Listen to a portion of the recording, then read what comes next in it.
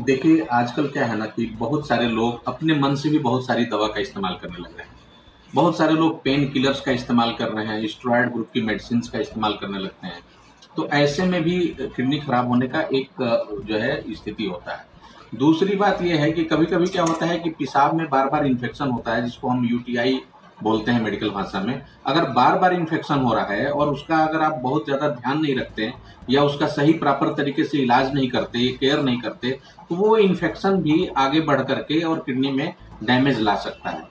तो इस तरह के या किसी को अगर बार-बार पथरी की शिकायत है और वो प्रॉपर तरीके से उसका इलाज करके पथरी को खत्म नहीं करता, तो ये समस्या आ सकती है। बहुत सारे ऐसे बीमार लोग हैं जिनकी बहुत सारी दवाएँ भी चलानी पड़ती हैं और कभी-कभी कुछ ऐसी भी दवाएँ होती हैं, स्टेरॉयड ग्रुप की या अन्य दवाएँ, जो किडनी में डैमेज ला सकती हैं, किडनी को खराब कर सकती हैं।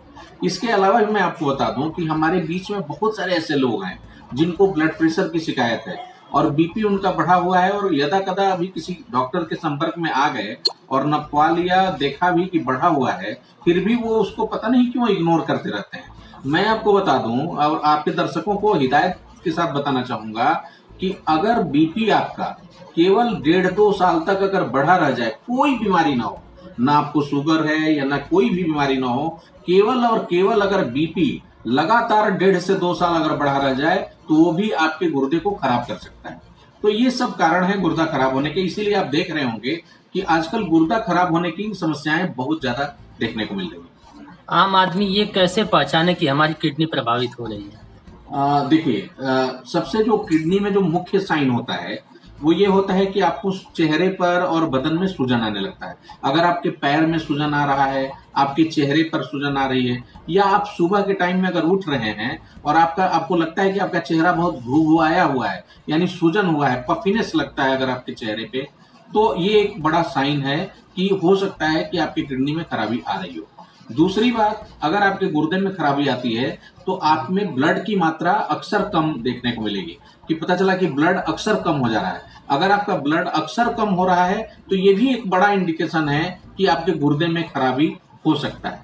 इसके साथ साथ अगर आपको सुस्ती बहुत लगती है, आपको काम करने का मन नहीं करता, बहुत थकान लगता है या सुबह सुबह हुल मिचली उल्टी टाइप का लगने लगता है, चक्कर आने लगता है, भूख बहुत कम लग रहा है, तो ये भी लक्षण हो सकते हैं। इसके अलावा अगर आपके स्किन पर दाग धब्बे पड़ रहे हैं या स्किन पे बार बार इन्फेक्शन होने लग रहा है, फंगल इन्फेक्शन हो रहा है, तो ये भी लक्षण हो सकता है कि आपके किडनी में खराबी आ रही है। और इसके साथ साथ एक और खास लक्षण हो सकता है कि पेशाब जब आप करते हैं तो उसमें झाग की तरह से, साबुन के फेन की तरह से आपको आ सकता है। तो अगर आपके पेशाब में साबुन की फेन की तरह से आ रहा है तो बिल्कुल आपको अलर्ट होने की जरूरत है। और अगर आपका तेजी से वजन बहुत तेजी से घट रहा हो तो भी आपको बहुत अलर्ट होने की जरूरत है। इसके साथ साथ अगर आपके कमर के इस ऊपरी पोर्शन पे अगर दर्द हो और रात में लेटने पर या जब भी लेटे आप और यहाँ दर्द होने लगे, तो ये किडनी का साइट होता है, ये किडनी का दर्द हो सकता है। तो इस तरीके से आप ये जो 5-6 खास लक्षण हैं, इसमें से अगर आपको 2-3 भी मिलते हैं तो आप समझ सकते हैं कि हाँ, ये गुर्दे की खराबी की वजह से हो सकता है और इसमें आपको गुर्दे की खराबी के लिए जांच कराना चाहिए। और सबसे जो जांच मुख्य है वो है एक सीबीसी और दूसरा है किडनी फंक्शन टेस्ट यानी केएफटी। इससे आपको पता चल जाएगा कि आपके गुर्दे में खराबी आ रही है या नहीं आ रही है। अगर खराबी आती है तो सीरम क्रिएटिनिन और सीरम यूरिया, ये आपका जो लेवल होता है वो बढ़ जाता है और इसी से हम लोग भी पता लगाते हैं कि हाँ, आपके गुर्दे में खराबी आ रही है। डॉक्टर साहब, इसके क्या उपाय हैं? बचने के उपाय क्या हैं और होम्योपैथ में इलाज क्या है इसका? नहीं, देखिए, आपने बहुत अच्छा एक जिम्मेदारी भरी बात की कि बचने का उपाय क्या है। बचना, या आपको स्टेरॉयड ग्रुप की मेडिसिन चल रही है तो आपको ध्यान देना चाहिए। आप किसी भी बीमारी में किसी भी डॉक्टर को दिखाएं तो आप जरूर अपने डॉक्टर से कहें कि हमको पेन किलर अगर आप देते हैं तो बता के दें कि कौन सा पेन किलर है, और अगर स्टेरॉयड अगर आपको देना मजबूरी है तब दें, और नहीं तो स्टेरॉयड भरसक हमको न दें, क्योंकि ये हमारे किडनी को, हमारे हार्ट को नुकसान पहुंचा सकती है, ये मुझे जानकारी में है।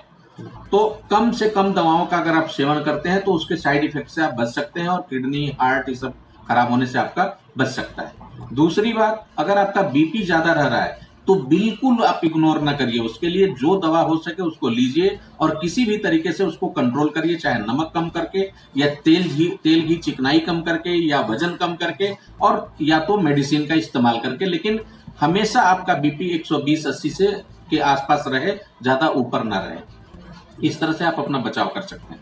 और इसका होम्योपैथ में इलाज क्या है डॉक्टर साहब? ये तो मेरा विषय है भाई।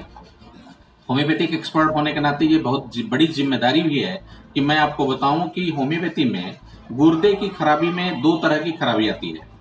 एक जो होता है उसको एक्यूट इलनेस होती है, जो अचानक से गुर्दा पता चला कि खराब हो गया है, और दूसरा जो होता है उसको बोलते हैं क्रॉनिक किडनी डिजीज।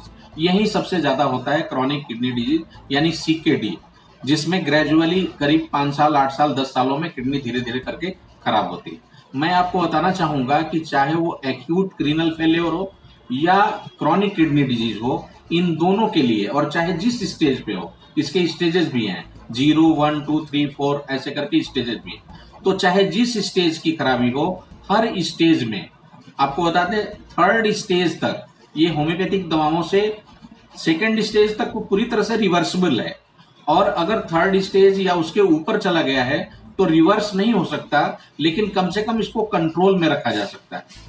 अगर आपको डायलिसिस करानी पड़ रही है तब भी मैं आपको सलाह दूंगा कि आप साथ में होम्योपैथिक एक्सपर्ट से मिलकर के और होम्योपैथिक दवा के भी साथ में सेवन करिए। यकीन मानिए पूरी तरह से रिवाइव होगा कि नहीं होगा किडनी, लेकिन आपकी आर्द्वाएं तो बढ़ जाएगी, आपकी लंबी उम्र तो होनी ये तय है, और लंबे दिनों तक आपकी किडनी को वो एक्टिव रखेगा, मेंटेन रखेगा, और आपको डायलिसिस की जो संख्या है वो भी धीरे धीरे घट सकती है।